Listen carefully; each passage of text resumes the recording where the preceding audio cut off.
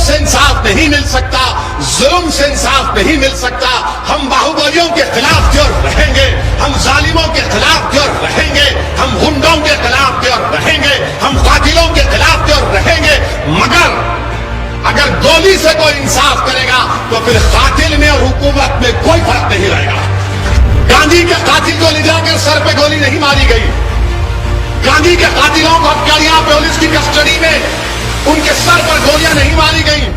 जिसने इंदिरा गांधी को मारा उस पर केस नहीं चला, जिसने राजीव गांधी को बम से उड़ा दिया उन पर मुकदमा नहीं चला, सजा नहीं हुई। तमिलनाडु के जेल में उनको नहीं रखा गया। अरे वो अजमल कसब जो पाकिस्तान से आकर भारत की सरजमीन पर मासूम भारत के लोगों को गोलियां मारकर खून रहा था, जिंदा पकड़ा उसको। हमारा एक बहादुर पुलिस का कांस्टेबल शहीद हो गया, अजमल कसब को जेल में रखा, मुकदमा चलाया और उसको फांसी की सजा दी गई। क्या जब कानून याद नहीं आया? अजमल कसब जिसके हाथ में पाकिस्तान से बंदूकें बम लेकर आए थे, मुंबई की सड़कों पर खून की होली भारत के नागरिकों से खेली जा रही थी। जब हमने ऐसा काम किया तो बताओ उत्तर प्रदेश में योगी की सरकार ये काम क्यों होने दे रही है? क्या जिन्होंने पुलिस की कस्टडी में अतीक और उनके भाई को हत्या की, क्या उनका घर देमालिश हुआ?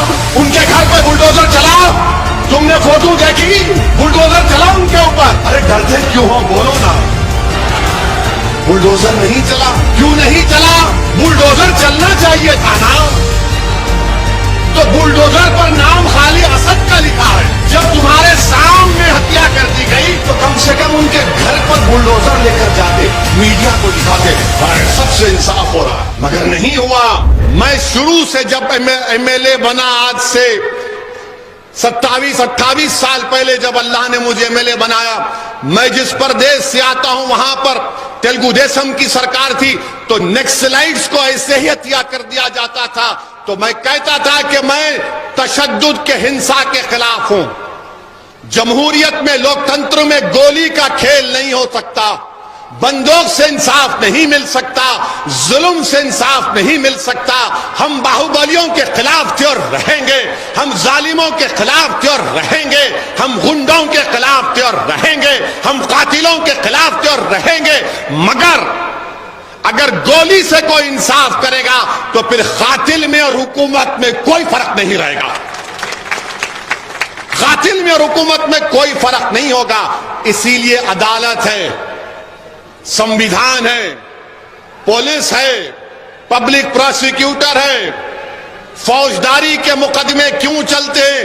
ताकि सजा दे सके।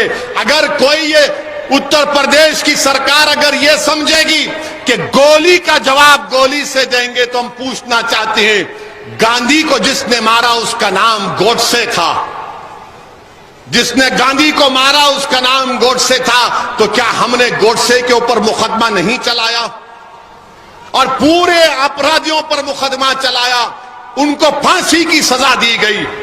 गांधी के कातिल को ले जाकर सर पे गोली नहीं मारी गई।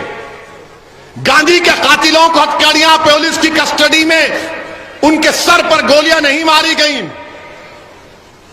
जिसने इंदिरा गांधी को मारा उस पर केस नहीं चला, जिसने राजीव गांधी को बम से उड़ा दिया उन पर मुकदमा नहीं चला, सजा नहीं हुई। तमिलनाडु के जेल में उनको नहीं रखा गया। अरे वो अजमल कसब जो पाकिस्तान से आकर भारत की सरजमीन पर मासूम भारत के लोगों को गोलियां मारकर भून रहा था, जिंदा पकड़ा उसको।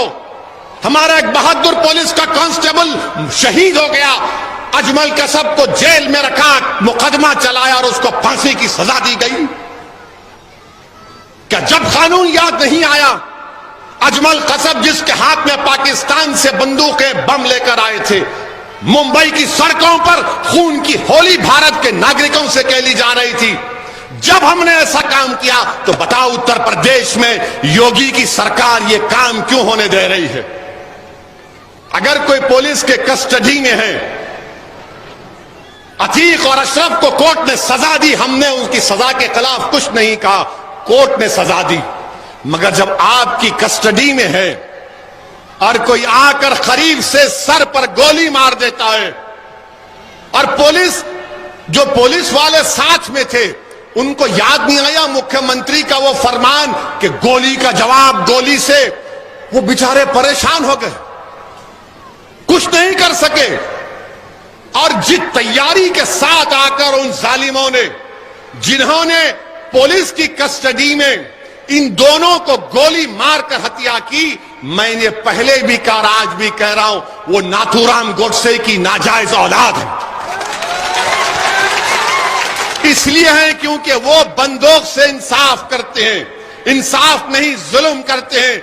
वो अपनी मकसद को बंदूक से पूरा करना चाहते, और ओवैसी आपसे कह रहा है कि आप अपने मकसद को ओट से पूरा करिए, मुत्तहिद होकर पूरा करिए। गोली मारकर चले गए और पुलिस कुछ नहीं कर सकी। जिनके हाथ में बंदूकें हैं कुछ नहीं कर सके। मैं आज कल भी कहा और आज भी कह रहा हूं कि जिनकी हत्या की गई, इन जालिमों के पास 2 वेपन थे, 8-8 लाख की एक रिवॉल्वर, 16 लाख की रिवॉल्वर। इन कमीनों के पास ये दौलत कहां से आई? अच्छा, क्या जिन्होंने पुलिस की कस्टडी में अतीक और उनके भाई को हत्या की, क्या उनका घर डिमोलिश हुआ? उनके घर पे बुलडोजर चला? तुमने फोटो देखी? बुलडोजर चला उनके ऊपर। अरे डरते क्यों हो, बोलो ना। बुलडोजर नहीं चला, क्यों नहीं चला? बुलडोजर चलना चाहिए था ना। तो बुलडोजर पर नाम खाली असद का लिखा है।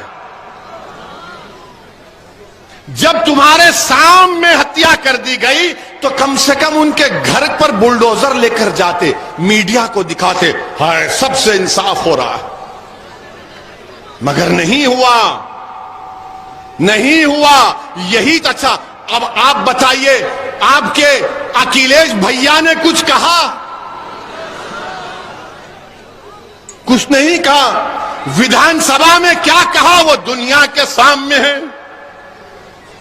विधानसभा में जो कहा दुनिया के सामने है। क्या कहा? ट्विटर पर 280 अल्फाज लिख दिए, फेसबुक पर पोस्ट कर दिया, और इनके जो चमचे हैं समाजवादी के, ओ भैया ने कह दिया, भैया ने कह दिया। अरे भैया को बोलो इस दीवाने की तरह खुल के बोलो। बोलेंगे अरे नहीं नहीं, अगर खुल के बोलेंगे तो 24 में नहीं जीत पाएंगे। अरे तुम कौन सा चुनाव जीत पाओगे? जब तक बीजेपी से आप आइडियोलॉजी पर मुकाबला नहीं करेंगे, बीजेपी को नहीं हरा पाएंगे। जब तक आप अंधेरे का मुकाबला अंधेरे से करेंगे, अंधेरा कामयाब होगा। अंधेरे का मुकाबला रोशनी से किया जाता है। जुल्म का मुकाबला जुल्म से नहीं होता, जुल्म का मुकाबला ताकत से होता है।